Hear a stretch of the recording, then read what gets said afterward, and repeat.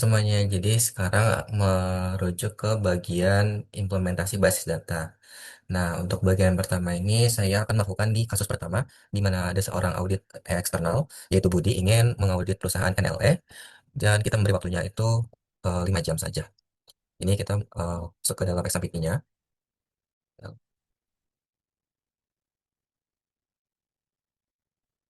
Kita masuk ke root-nya, kita langsung enter aja.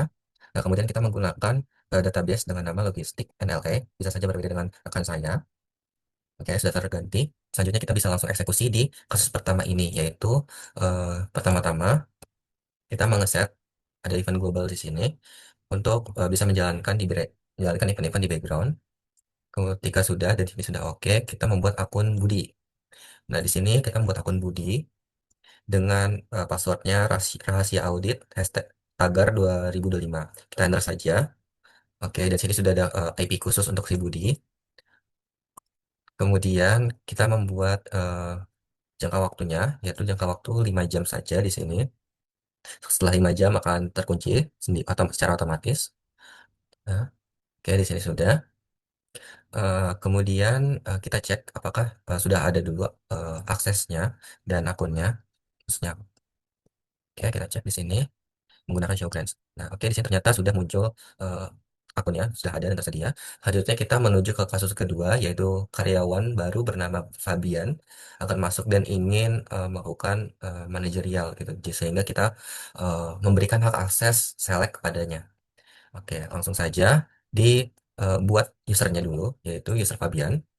Di sini dengan password karyawan baru 123 dan kemudian memberikan hak akses kepada Fabian, yaitu hak akses untuk melakukan select secara khusus di tabel pelanggan saja. Oke, kita lihat.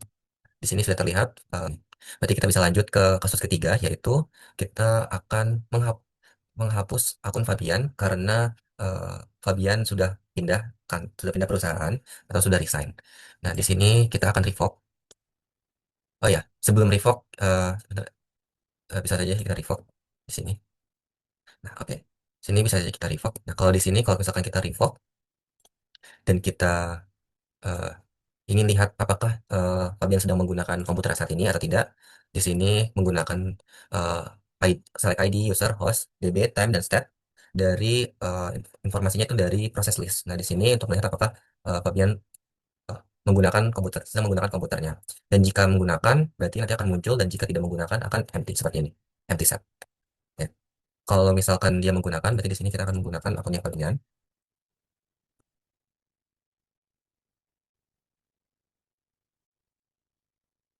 Maksudnya karyawan ya.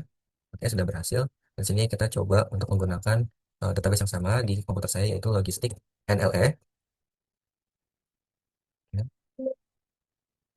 Oke, nah karena di sini tadi kita sudah revoke, makanya hak aksesnya sudah tidak ada. Tapi kalau misalkan dia sedang menggunakan, oke, di sini kita akan memberikan hak akses lagi kepada Fabian untuk melihat perbedaannya. Oke, di sini, oke, sudah bisa. Dan di sini kita coba untuk kita lakukan use dulu aja.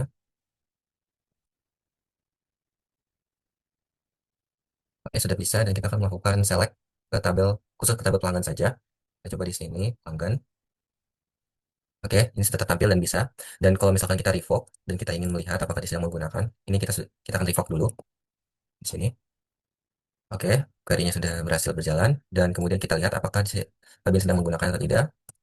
Oke, kita enter. Nah, di sini ternyata Fabian sedang menggunakan seperti yang tadi kita lihat sebelumnya, itu Fabian sedang melakukan select. Nah, di sana tertulis untuk ID-nya itu 37. Jadi benar-benar ketika kita revoke itu belum sepenuhnya memberhentikan di komputernya si Fabian. Jadi ketika kita ingin mau menghentikan komputernya Fabian secara paksa, kita akan menggunakan kill sesuai dengan ID-nya yang ada di sini yaitu 37. Maka kill 37 very oke, dan ketika kita masuk ke Fabian lagi untuk melakukan select pun sudah tidak bisa dan akan tertampil lost connection di sini.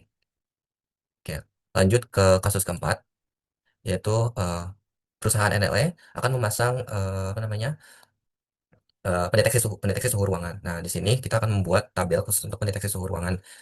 Di sini kita membuat tabelnya. Kita membuat tabel log suhu. dengan ID log sebagai primary key-nya, dengan auto increment juga. Di sini menggunakan begin karena bisa saja angkanya besar. Kemudian ada ID sensornya, berarti ini menggunakan varchar dan tidak boleh kosong. Waktu catatnya juga tidak boleh kosong karena ini hal yang penting.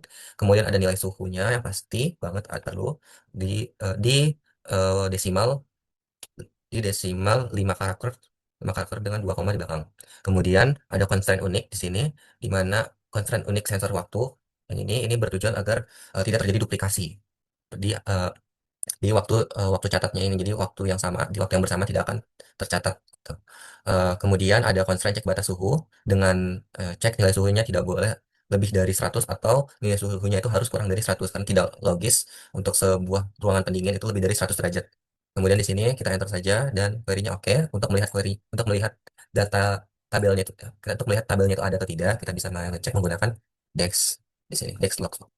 Dan di sini sudah terlihat bahwa tabelnya ini sudah terbentuk. Dan sekian dari saya, selanjutnya akan dipaparkan oleh rekan saya. Baik, saya akan menjelaskan kasus kelima, yaitu query ini. Kita masuk sini dengan berhasil. Nah, jika berhasil maka setelah berhasil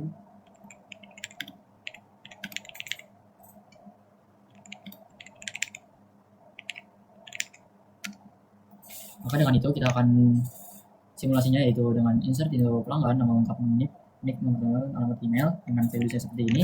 Maka ini adalah dengan nick kurang dari 16 angka, dan maka akan memunculkan gagal error dengan komenan gagal, pelanggan baru wajib memiliki NIK 16 digit. Dengan itu di sini saya akan memasukkan query dengan nick yang sudah 16 digit, dan hasilnya query oke dan berhasil.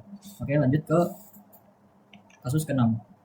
Kasus 6 yaitu dengan truncat table log suhu yang sudah ada di database-nya dari kasus nomor 4, yaitu log suhu. Di sini saya akan memasukkan query-nya dan berhasil.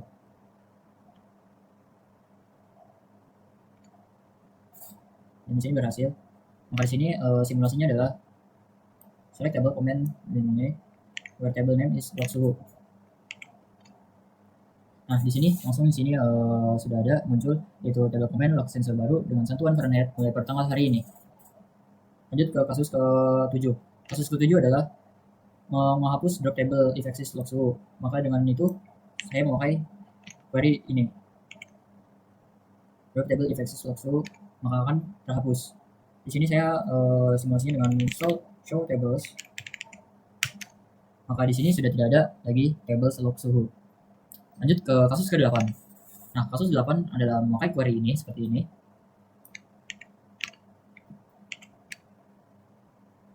Yaitu create or replace view transaksi per pelanggan alias select case when PL nama lengkap itu null dan tanpa nama, when trim PL nama lengkap sama dengan itu tidak ada atau spasi, dan tanpa nama, when PL nama lengkap is spasi atau titik dan tanpa nama, else PS nama lengkap, and as nama dijadikan nama pelanggan.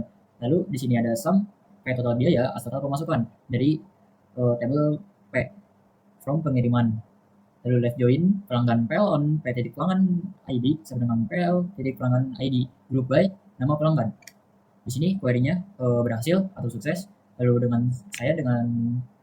di sini query-nya yaitu simulasinya select from view transaksi per pelanggan. Harusnya akan menunjukkan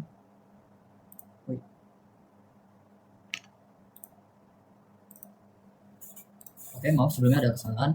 Maka jika kita memasukkan sebelumnya tadi belum ada datanya. Nah, sekarang sudah ada. Jadi setelah kita memasukkan select from view ini, view transaksi per pelanggan, maka memunculkan nama pelanggan dan total pemasukan. Di sini jika ada yang ini, maka adanya tanpa nama sebelumnya yang tidak ada namanya, kosong, nol, ataupun hanya sebatas titik, ataupun tidak ada atau spasi, maka akan jadi tanpa nama tapi sudah memunculkan total pemasukannya.